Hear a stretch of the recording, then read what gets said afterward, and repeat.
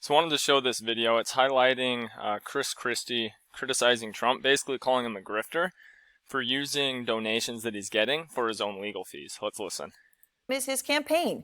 The self-proclaimed billionaire is swindling 50% of his campaign donations to pay for his personal legal fees.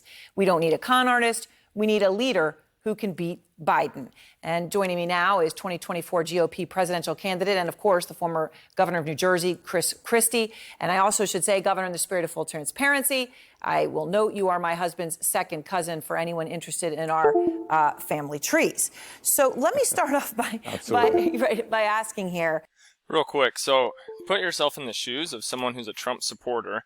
You're donating to Trump's campaign, and then you learn that basically the money that you're sending in, he's using to fight his legal fees.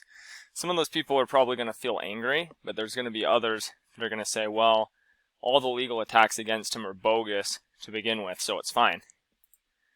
Off of what you tweeted, do you believe that Trump supporters would not give money to his campaign if they knew he was using it for his legal fees? Or do you think maybe they're well aware and they're happy with it? They want him to use his money to fight his legal battles. Well, I don't think they're well aware, Aaron, because he's lied to them, as typical for Donald Trump. First, he said 1% of the money they gave would go towards his legal fees. I think most people would say, okay, that's fine. Then he said 10% of the money is going towards his legal fees. Well, here's my problem when it gets to 50% of the money. You really need this billionaire, a guy who says, according to a recent New York Times story, that he's made $1 billion since he left the White House. Now, I don't know if that's true or not, but that's what he says. You really need... Now, that idea that he's bringing up is an important one because a lot of Trump supporters, they highlight how he's this successful businessman. I've seen so many people say, we need a businessman. Trump knows how to do business. What Christie's getting at right here is the point that, like, no, he's really not a good businessman. If he was so wealthy, he'd have a ton of money to pay for these legal fees himself. A lot of his businesses, they were just being propped up on the money that he inherited from his dad, around 300 to 400 million to begin with.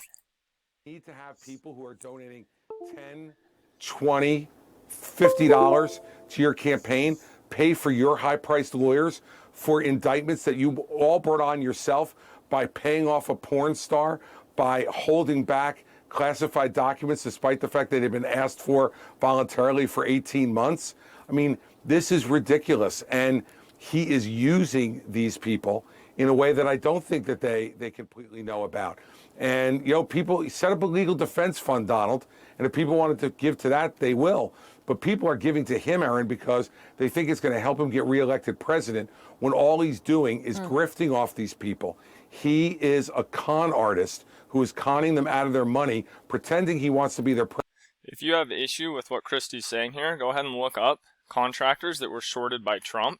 Listen to those videos where basically these people that were like smaller contractors when it came to casinos and hotels, and Trump would just like avoid paying them and then basically let them know, if you come after me, it's going to destroy you in legal fees. That's the kind of thing a con artist does. Look up Trump University. If you like Trump, look up Trump University and seek to be objective and ask yourself, is this something that a con artist would do? The answer is yes.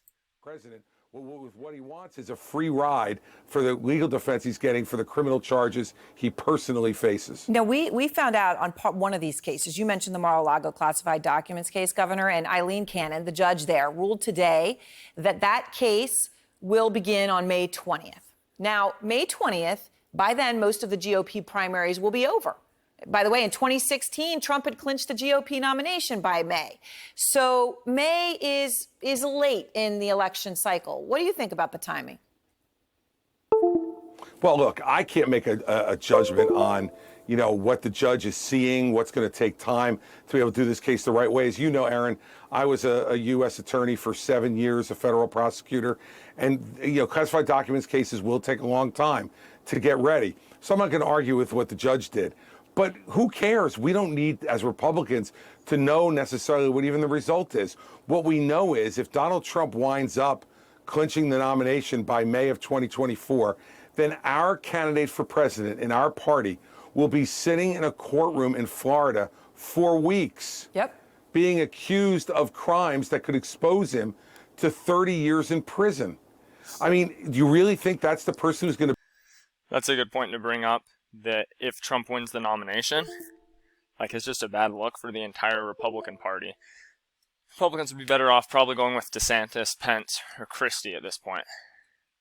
Beat Joe Biden? Republicans need to wake up to the fact that Donald Trump's in this for himself. He always has been. And now with this trial date, the right thing to do would be to step aside. He won't do that. So you know what, Aaron? I'm going to push him aside. I spoke to the former Republican Congressman Fred Upton the other day. You know him. He told us he's contributed to your campaign. I do. But then, Governor, he went on to tell me this. Trump is using this to raise more money. He's stronger than ever before. He's got all the wind out of the balloon from any of the other dozen or so candidates that are out there. They can't get a breakthrough. And it's really sort of over in terms of his winning the Republican nomination. Talk about how Trump is not fit to be president at this point.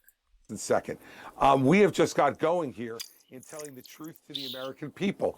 And the American people need to hear the truth, that Donald Trump is not fit to be president of the United States or fit to be the nominee of the Republican Party, and he's done it to himself. And he's let us down. He didn't repeal and replace Obamacare.